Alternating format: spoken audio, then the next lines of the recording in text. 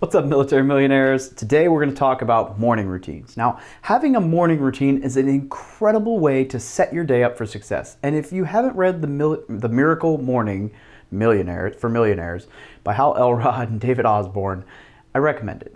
Even if you don't enjoy the self-help genre of books, you will get some actionable advice about how to set up your morning routine and why it is important. Now that said, I'm going to kind of walk you through my morning routine throughout this video, and a lot of the stuff I'm going to say, honestly, some of it I don't do every day, but a lot of great stuff in here. Take what you can and use it. There are a few great benefits to having a solid morning routine in place. The first is that starting your day in the same way every single morning helps you operate in a battle rhythm that's just in routine, maintaining more discipline than if you were to just go with the flow and wake up and do whatever.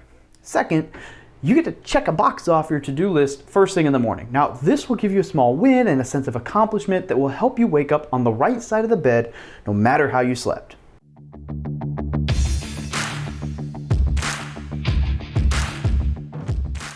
Now, Admiral William McRaven has a famous speech and a best-selling book, which is on I should have grabbed it, it's right over there on the bookshelf, about making your bed. In fact, the title of it is Make Your Bed. And I definitely recommend that you become a bed maker, whether you like it or not, because it will give you a win first thing in the morning, just like the journal. And this is all about getting yourself into a routine, right? And getting moving. So here's what my morning routine looks like on a perfect day. First, I wake up just before my alarm goes off, feeling well rested. Then I go to the bathroom, step on a scale, splash cold water on my face, drink 8 to 16 ounces of water, do 5 minutes of activity, sit down with my journal, practice gratitude, pray or meditate, look at my vision board and visualize, and then I execute and dominate the day, and I also gamify how I keep track of this. Now, I'm going to go in and I'm going to dig into each of these steps a little bit more, because just running through these steps is probably a little bit more than you could handle, and you probably don't know what half of it means because it's in my shorthand. So it's more important that you understand the benefit behind each of these, and you should try to incorporate them into your life. But if you can't get all of them in, just get something that works for you. Now, it's also worth noting that all of this takes less than 30 minutes and often less than 15. You don't need to sit and do silent meditative yoga for 6 hours before waking up. I think we call that sleep. But you should definitely play with these ideas and find a morning routine that works for you. And that's the important piece here. Any morning routine can be adapted. Make sure it fits for you. The more intentional about how you wake up, the more successful your day will be. Now, the first thing is that I want to wake up just before my alarm goes off, feeling well rested. Okay, but let's be real. Normally, I don't do this. I'm often guilty of slapping the snooze button once or twice before I actually get up. But you want to get up as fast as possible and not drag it out, just like ripping a Band-Aid. Second, you want to go to the bathroom. Now, this should be self-explanatory, but just in case, I go pee when I wake up. And then third, I step on the scale every morning. Now, you don't have to do this, but one of my goals is to check my weight daily, and honestly, it's good for anyone.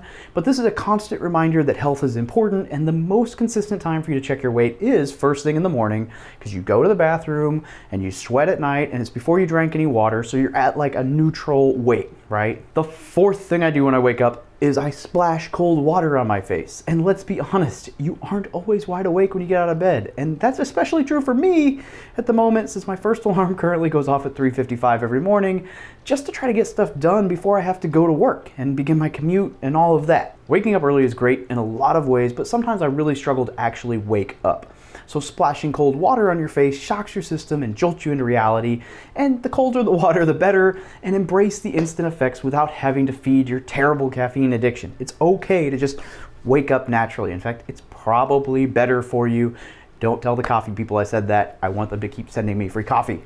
If you're a coffee person, I like coffee. So, number 5, drink 8 to 16 ounces of water. Water is the most important life source flowing through your body. So by drinking 8 to 16 ounces of water, you're waking up every organ in your body, letting this life source flow through you and replenishing your body from a good night's rest. You may not realize this, but you sweat and lose water weight in your sleep. And that's why drinking water or a glass of water is so beneficial first thing in the morning. And it also wakes you up. And as with splashing your face, the colder the water, the more beneficial it is for you. In fact, they've shown that ice water helps your body burn fat because your body has to like regulate the temperature, and it actually makes you work a little harder. So, I like cold water first thing in the morning, or at any time. It's always better than hot water. All right, 6, do 5 minutes of activity. So the next thing you should do is get your blood flowing. Now, this doesn't have to be 100 burpees in 5 minutes, if you can even do that. Some mornings I will do push-ups, squats, crunches, mountain climbers, jumping jacks, and a few other plyometric exercises for just 5 minutes. And other mornings I'll just do some yoga or stretching. What you do isn't quite as important as just doing something every morning to get the blood flowing and fire your body up. Now, as a side note, if you exercise in the morning before work, it is quite all right to just skip the step and count your exercise after you finish journaling so that you can get all that done and then go work out. All right, number 7, we're gonna sit down with the journal. And in a perfect world, you would wake up with the sun, be able to sit outside or in a window to absorb the sun's rays, because the sun works wonders for your mood and to wake your body up. Now, in my world, and probably most of yours, the sun won't be up for a while after you are. I actually bought one of those little UV lights that imitates the sun, but you definitely don't have to do that. Just sit down somewhere with decent lighting and focus on your journal for the day. Don't have your phone with you. If you want to look at your phone before you journal and make sure that you have all the scheduled events from your calendar on your journal, okay, but don't have it with you while you're journaling. You need to focus on this time like it is the most important thing you'll do all day, because, well, it just might be. So the first piece of journaling is writing your 3 main goals, your weekly objectives, and the most important next step for each. Now, personally, I currently use the Bigger Pockets Intention Journal, and it has all of these segments already outlined, which is just super convenient. Every day, I write down what time I woke up, how much sleep I got, and the 3 biggest goals I'm currently working towards. Then under each goal, I will write down the weekly objective I need to accomplish in order to move the needle forward towards that big goal, and then write down the most important next step I need to accomplish to achieve that weekly objective. And then I also write down like what time, what day, and what time I'm going to work on it. Here's one of my current goals I journal about every morning as an example. The big goal that I'm working towards currently is to have my book draft completed no later than June 1st of this year. My weekly objective to get that done is to write 7,000 words per week and stay on track for the draft completion date. My most important next step to write that 7,000 words is to write 1,000 words today. And I'm going to accomplish this goal at 5:30 every morning. Now, I don't always do it at 5:30 in the morning. Sometimes it's in the afternoon. Sometimes I do it during lunch at work. You know, it is what it is. But the point is to schedule when you're going to do it and then do it. The second piece to journaling is to focus on winning the day. Andy Frisella, the CEO of First Form, talks about the need to win the day. And he says that it is easy. Just do what you need to do every day. My take on this is to write down the top 3 things you need to do every day. And if you accomplish those 3 things, then you won the day. It doesn't matter if you have a whole laundry list of other odds and ends that didn't get accomplished, you won that day. And I struggled with this for a while where I was getting a ton of stuff done, but I was feeling super unproductive and like I was just leaving things loose and hanging, and it wasn't good. So I started focusing on just those 3 things, and it made a huge difference. Now, if you win 7 days, you won that week. And by focusing on winning on the day, you are allowing yourself to feel accomplished. Even if there are a lot of other small things that could be done, it's easy to get overwhelmed by all the little things you could be doing and forget to do the 3 things that you need to do. So don't let that happen. Always knock out the 3 big, most important next steps first, and then you win the day. And if you get a lot of other stuff done, great. But if not, who cares? You won the day. Remember, this is about having peace of mind as well as being productive. Now, the third piece to journaling is to plan your day, and I choose 30-minute increments. I mean, that's what the journal that I use has, but you can break it down however. I like to break the 30-minute increments from the moment I wake up to the moment I go to sleep. After I finish writing my goals and the most important next steps, I fill out this schedule from top to bottom. Every single block should have something in it, every block. Now, the absolute first thing you need to pen in to the daily schedule is the 3 most important next steps. You need to write down, for example, when am I going to write those 1,000 words today? Today, I think it was run 3 miles and film 3 videos. So, ta-da! Now, once you have done that, you need to pen in any scheduled engagements with people, such as phone calls, podcast recordings, lunches, coffee. Trust me, you don't want to stand people up, and I've done that because I forgot to pen something in, and it's not cool. Now, you fill in the rest of your schedule. Yes, every single block, but it is perfectly okay to schedule things in like sit in the hot tub, get a massage, Not every moment of your schedule needs to be about hustling. In fact, I would actually, and this should be a whole nother video sometime, I highly recommend that you be intentional about scheduling a little you time every day. Now, if you give yourself permission to relax for just 30 to 60 minutes every day, you'll be much less likely to get burnout. And as somebody who has definitely hit burnout and really hit that wall hard on several occasions, trust me when I tell you that it's just not worth it. Once you hit that wall, it takes a lot more time to recover than it would have taken for you to just slow down. Like, it's just not worth it at all, right? Now, you need to intentionally schedule this time into your calendar so you'll feel like you need to intentionally schedule this time into your calendar, or you'll feel like you're wasting time goofing off and the benefits of relaxing will just be nullified. Now that you've scheduled out your entire day, here is the huge secret that you need to know to be successful. Follow your schedule. Naturally, there will be some deviations. Some items will take you longer than you thought, or you'll have a flat tire while cycling and have to walk home, or something will always come up. That's life. That's life. Maybe something incredibly important and beneficial will come up and you'll have to squeeze it into your schedule. I don't know. But look, for the most part, it is in your best interest to stick to this plan as much as possible. Plan your day, execute your plan. That's how you succeed. Now, the 8th step of the morning routine is to practice gratitude. The Oxford Dictionary defines gratitude as the quality of being thankful, readiness to show appreciation for, and return to kindness. Kindness. It's a nice thing. Look, you might be wondering what being thankful for things has to do with your own success. And the answer is quite simple. When you're in a good mood, you perform better. By taking a few moments before you begin the day to think of things that you're thankful for, reflect on how blessed you are, you will set yourself up for a much better day. And I say that because I lose this sometimes, and I always feel better when I focus on gratitude. It's easy to get lost in the hustle and bustle of life sometimes. So take this time before the day starts to be thankful for whatever you have and wherever you are, right? There's always something to be thankful for. There's always silver lining. Now, if you want to take it up a notch, make it a point to text 1 or 2 people and just let them know that you're thinking of them. Now, this doesn't always have to be a profound explanation of why you're thankful for them, but it could be. It could just be like, hey man, I was thinking of you. Like, hey, I appreciate you doing this for me. Like, whatever it is. But whatever you're comfortable with, I encourage you to try sending a short text, email, Snapchat, or whatever other medium you relay messages to, and let that person know how much you really appreciate them. I have never received a negative response from this. I kind of take that back. Alex Fleece was a little frustrated once at me for doing this because I guess I told him it was part of my gratitude stuff and he thought I was whatever. Take all that out. Never mind. I've never received a negative response to this, and not only will you be glad that you did it, but they will be as well. Is there really a better way to start your day than making the people you love happy?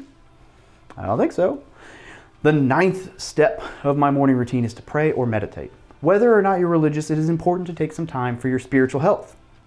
A few moments of calm before the storm that is your day is a great way to just center yourself and be sure that you start on the right foot.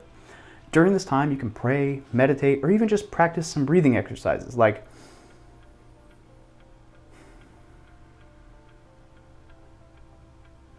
the point is to spend a few moments reflecting inward, clearing your mind, and just existing. Now, this takes some practice, and I'm definitely no expert on this. In fact, you can't tell by hearing me talk or meeting me, I don't do very calm and quiet very well. But there are some great applications for guided meditations all over the internet you can use. To give it a shot, find a 5-minute meditation and enjoy the relaxation for just a few moments. It's good. I mean, you could even go to Google and just type in breathing exercise and it'll give you a 1-minute one and it's great. Number 10 is to use your vision board. So visualization is extremely powerful. If you have never heard of the law of attraction, I would encourage you to do some research. The long and short of it is that the things you focus on have a much higher likelihood of coming true. That is why I spend a few moments every day visualizing where I want to be in 5 years, in 10 years, or in 20 years. But you get the idea. I have created a vision board with pictures of things I want to accomplish, things I want to own, places I want to have traveled, and other desires that I have in life. Now, visualization is simply just sitting down, you look at this visual reminder of where you want to go in life, and then visualize, basically daydreaming, about what it will be like once you've achieved this. So, for example, if you really want to smash the like button, you could think, Man, what will it feel like when I'm done smashing the like button in a minute? And the great thing about that is you can do it right now, and you'll really help out the YouTube algorithm, so I appreciate that. So one of the items on my vision board is to have 100,000 subscribers on YouTube. And I visualize what my channel will look like on that day, what my audience will be like, what kind of equipment I will have, and everything else that I can think of for how my life will look when I cross the 100,000 subscriber mark. Now, that's just one example, but having a vision and really spending time to focus on it every day, it's gonna help manifest those things and help them get into your life. Think of it when you buy a new car. And the moment you buy that car, you just start to notice the same vehicle all over the place. Now, that car was always driving around town, but your brain wasn't focusing on it. So now that you own that vehicle, your brain focuses on those cars and you see them standing out against other vehicles in traffic. There's a really cool phrase for this that I am just totally blowing right now, but you get the idea. Now, this is what you want to achieve through visualization. The more you focus on your goals and what your life will look like when you achieve them, the more likely you are to recognize opportunities that will help you get there when they arise. Also, this is a fun exercise every day. I mean, who doesn't enjoy daydreaming about achieving their wildest goals? So the 11th piece of my morning routine is to execute the day, to dominate the day. In fact, I have a buddy who calls this the to dominate list instead of to-do list, but whatever. After you have done all of the above pieces of your morning routine, it is time to take a long nap, eat some popcorn, and wait for your journal to accomplish everything for you. No, that's not it. Sorry. Now you need to strap on your shoes and run out the door. Put on a suit and record some content. Grab your list and make some cold calls. Whatever your number one task was for the day, get busy crushing it. None of the journaling or scheduling that you just spent a half hour doing will matter if you don't execute the tasks that you laid out for yourself. So you need to be hard on yourself. Other people will try to derail your day, whether you know it or not. You need to protect your schedule. You should beat yourself up inside if you don't accomplish the tasks that you set out for yourself. And if nothing else, you should always finish the 3 most important next steps that you planned. You owe it to yourself to dominate your to-do list. Your success depends on it. Now, the 12th and final thing that I want to talk about for morning routines is to gamify it. Now, I saw this trick from watching Brandon Turner on Instagram. That's at Beardy Brandon. He plans out 6 habits that he wants to learn or do or get better at throughout the week. And then he gamifies his results. For the record, this habit creation template is included in the weekly planning portion of the intention journal. And also no, I do not have an affiliate link or get paid for recommending this journal. I just love it.